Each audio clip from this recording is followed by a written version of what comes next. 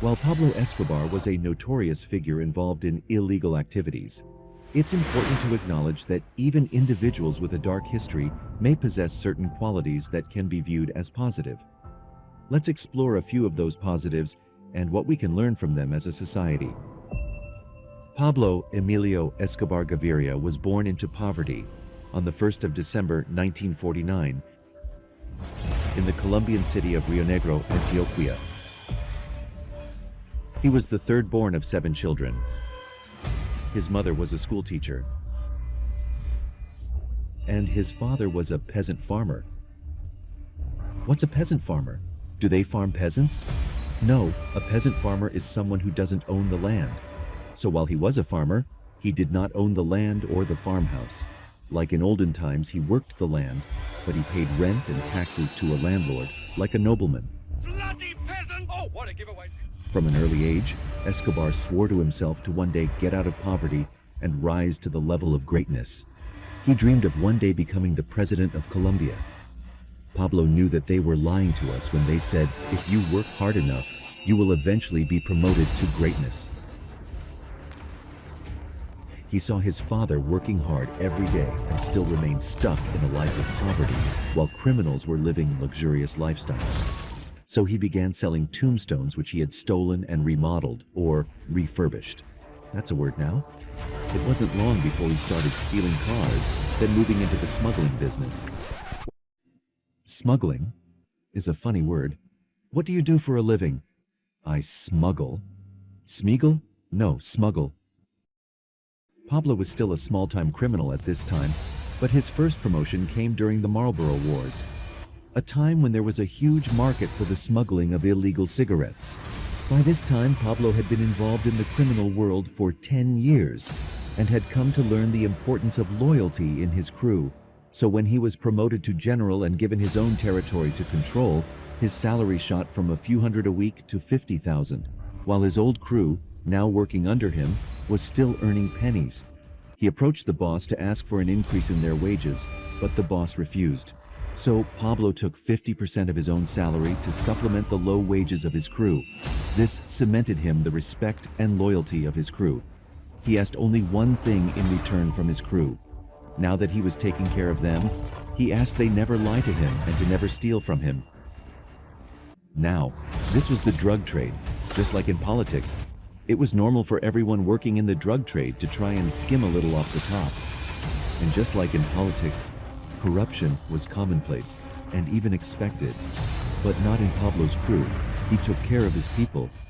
Before, they were struggling to get by on a few $100s, but now they were earning thousands. So there was no need to steal. His region soon became the only sector where the accounting books balanced perfectly and reported 0 losses in product or in cash. Pablo had single-handedly solved the problem of corruption. Pablo never grew greedy. He never once tried to cut his product to try and make some extra cash on the side. His dealers sold the best quality product, and he paid his people fairly.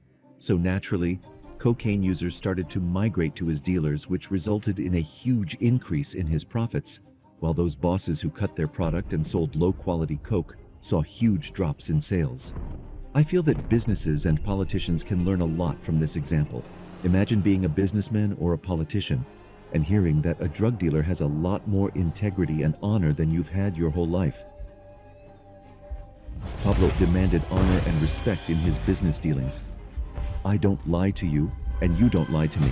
If you make a deal or a promise, you honor it and never try to screw someone by selling them a crappy product.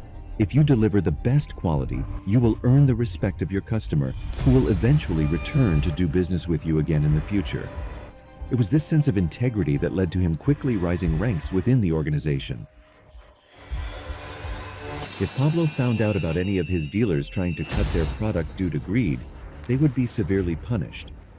Even though he was in the drug trade, he believed in honor. His philosophy was, don't try to screw over your customers, and they will keep returning for more business. Personally, this is a lesson that many businesses and many politicians need to learn even today. Especially today. Pablo believed that if you were out there selling a product on his behalf, and you sold inferior quality product, that it reflects poorly on him, so he encouraged buyers to report anyone that was selling them rubbish, and he listened to the complaints of the people. He treated his customers with respect, and it was this sense of honor and a mutual respect between him and his community that eventually led to him becoming the second in command, or the underboss of his smuggling operation in Medellin. So when the big boss was eventually killed, naturally Pablo had to grab power. It was then that Pablo demonstrated his keen business sense and his ability to identify opportunities and capitalize on them. He immediately expanded the local smuggling operation by collaborating and working with other drug lords to form the infamous Medellin cartel. A cartel is a collection of businesses that work together instead of competing with one another. This collaboration allowed them to focus on a new goal that Pablo had in mind. They purchased coca paste from Bolivia and Peru, then processed it into cocaine, then transported it to America. Also around this time, Escobar started a family with his marriage to Maria Victoria Henao, who was 11 years younger than him and still a teenager at the time of their 1976 wedding. They went on to have 2 children and remained married until his death. Pablo Escobar was a great strategist. In managing his criminal operations, he invented and came up with many different ways to evade the authorities, including bribes and payoffs to individuals who, just like today, are not being paid what they are worth. Another of his outstanding qualities was his generosity. During his reign, Pablo Escobar spent hundreds of millions to better the lives of the country's poor and suffering. He built homes for the homeless. He built schools, sports stadiums, and hospitals in areas forgotten by the government. He built power stations, generators, and laid the wiring to bring electricity to regions that have never had electricity before in Colombia. There were many times when he would be flooded by admirers in the streets as if he were Michael Jackson, and he would hand out hundreds as if they were candy. While there are many critics who say that he only did these things to gain loyalty and support from the community, my response is this: if that were his only goal, he certainly didn't have to spend so much just to earn loyalty. Other kingpins gain loyalty and silence of their community through violence and intimidation. Also, so what if he only wanted loyalty? Today, many politicians do nothing but steal from their communities and try to win support and loyalty by pretending to work hard only when there's an election coming up. Pablo certainly didn't suddenly wake up and start making false promises a few months before any elections. The changes he made were tangible and real, with long-lasting benefits to the communities, and in some cases can even be felt today. While Pablo displayed ruthlessness towards his enemies, he was known to prioritize the safety and well-being of his loved ones. He provided for them financially and took measures to protect them from potential threats, even though his criminal lifestyle put them at risk. His sister was known to keep a handwritten note from Pablo himself in her car which read, "This car belongs to the sister of Pablo Escobar. Steal from this car at your own risk." After that, her car was never broken into again. This dedication to his family, while admirable on a personal level, is also a reminder of the complexity of human nature, where individuals can simultaneously exhibit great love and care to some, while at the same time show harmful behavior to others. While this piece is in no way an attempt to excuse the harmful actions undertaken by Pablo Escobar, it is meant to showcase the fact that sometimes there are lessons to learn even from those we consider as being bad. In a world that seemed completely marred by corruption, one man seemed to have solved the issue of widespread corruption and managed to build a worldwide empire based on honor for his business, for his partners, for his employees, and mostly for his clientele. Pablo seems not to have been driven by greed. He didn't wear the world's largest gold chains or wear the most expensive clothing in the world. He was extremely generous with his wealth and felt a need to better the lives of everyone around him. His generals were very well off, being paid more than what they expected to earn, so there was never any way to bribe them. Maids and servants were paid far above what they would normally be paid, meaning that no entity, like the DEA or other government agents, could tempt them with a bribe. Pablo took care of his people, his community, and his customers, and all he asked in return was integrity, honesty, and respect.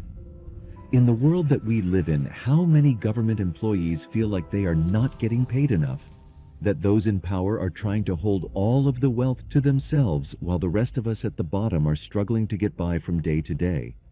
Again, I'm not trying to glorify the legacy of Pablo Escobar, who is responsible for many great atrocities in his home country, some of which include the lives of 3 Colombian presidential candidates, an attorney general, scores of judges, and more than 2,000 police officers and innocent civilians, and also the bombing of a Colombian jetliner which was filled with innocent passengers.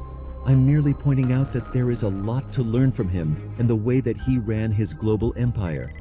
An empire that, at its peak, brought in an estimated $420 million per week, leading him to be featured on the Forbes richest billionaires list for 7 years in a row.